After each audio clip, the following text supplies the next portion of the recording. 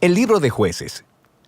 Recuerda que después de que Josué guió a las tribus de Israel hacia el interior de la tierra prometida, él les llamó a ser fieles al pacto con su Dios, obedeciendo los mandamientos de la Torá. Y si hacen esto, ellos les demostrarán a todas las demás naciones cómo es Dios. Así que Jueces comienza con la muerte de Josué y básicamente cuenta la historia del completo fracaso de Israel. El nombre del libro viene del tipo de líderes que Israel tuvo en este periodo. Antes de que tuvieran reyes, las tribus fueron gobernadas por jueces. Ahora, no pienses en algo como una corte.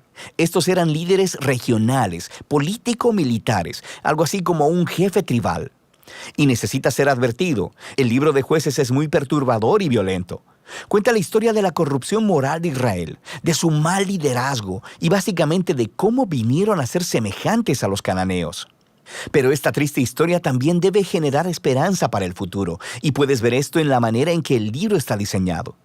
Hay una larga introducción que prepara el escenario para el fracaso de Israel, porque ellos no expulsan a los cananeos que quedaron.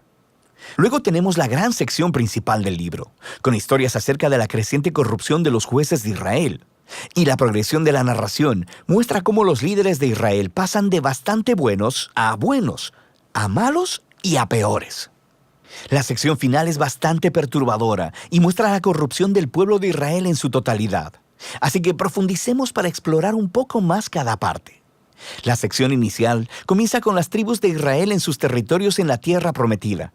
Y aunque Josué derrotó algunas de las ciudades cananeas claves, todavía había mucha tierra que conquistar y muchos cananeos viviendo en esas áreas. Así que el capítulo 1 incluye una larga lista de grupos cananeos y ciudades que Israel no expulsó de la tierra. Ahora, recuerda, el objetivo de expulsar a los cananeos era evitar que Israel adoptara la corrupción moral y la manera de adorar a sus dioses mediante el sacrificio de niños. Dios llamó a Israel a ser un pueblo santo, y esto no estaba sucediendo. El capítulo 2 describe cómo Israel simplemente se estableció junto a los cananeos y adoptó todas sus prácticas culturales y religiosas, y la historia se detiene justo aquí. Por casi un capítulo entero, el narrador nos da una vista general de todo lo que está a punto de suceder en el cuerpo del libro. Esta parte de la historia de Israel, dice el narrador, es una serie de ciclos en espiral descendente. Israel se vuelve como los cananeos, así que pecarían en contra de Dios.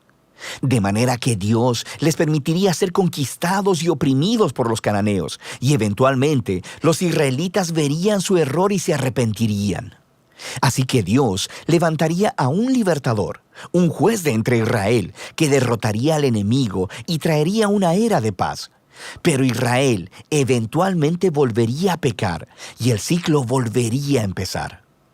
Este ciclo provee el diseño literario y el flujo de la siguiente sección principal del libro. Se repite para cada uno de los 6 jueces principales cuyas historias se relatan aquí. Ahora, las historias de los primeros 3 jueces, Otoniel, Ahod y Débora, son aventuras épicas, pero también son historias extremadamente sangrientas. Los jueces mismos o las personas que ayudaban al juez derrotaban a sus enemigos y libraban al pueblo de Israel. Las historias de los siguientes 3 jueces son más largas y se enfocan en las fallas del carácter de los jueces, quienes se vuelven peor cada vez. Así que Gedeón comienza bastante bien. Es un hombre cobarde, pero eventualmente termina confiando en que Dios puede usarlo para salvar a Israel. Así que él derrota a un enorme ejército de madianitas con solo 300 hombres, llevando antorchas y cántaros de barro. Pero Gedeón tiene un carácter bastante malo y asesina a un grupo de israelitas porque no lo ayudaron en su batalla, y de ahí todo va de mal en peor. Él hace un ídolo con el oro que ganó en sus batallas, y después que él muere, todo Israel adora al ídolo como a un dios, y el ciclo comienza otra vez. El siguiente juez principal es Jefté, quien es algo así como un matón de la mafia que vive en las montañas. Y cuando las cosas se ponen muy mal para Israel, los ancianos vienen a él y le ruegan por su ayuda. Y Jefté era un líder muy efectivo. Ganó muchas batallas contra los amonitas, pero estaba tan poco familiarizado con el Dios de Israel que lo trata como a un dios cananeo. Jura sacrificar a su hija si gana la batalla.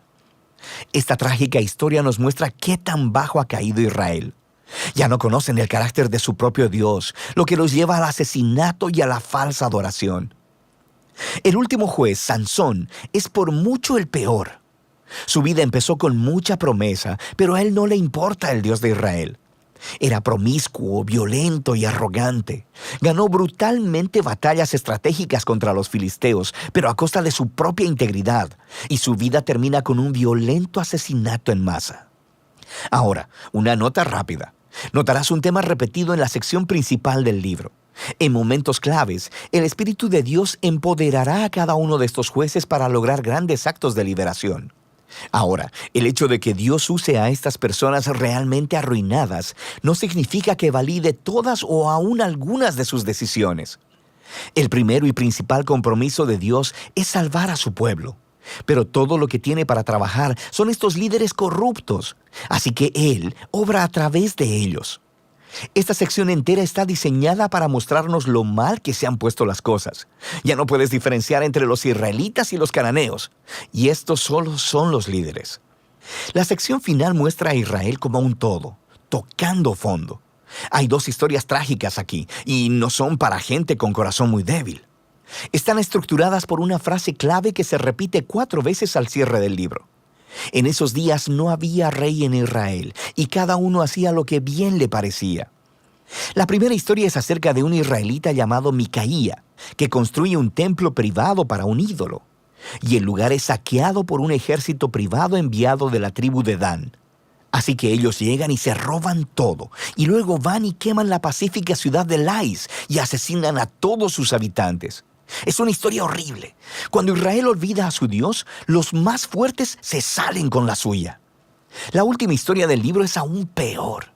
Es una impactante historia de abuso sexual y violencia que conduce a la primera guerra civil de Israel.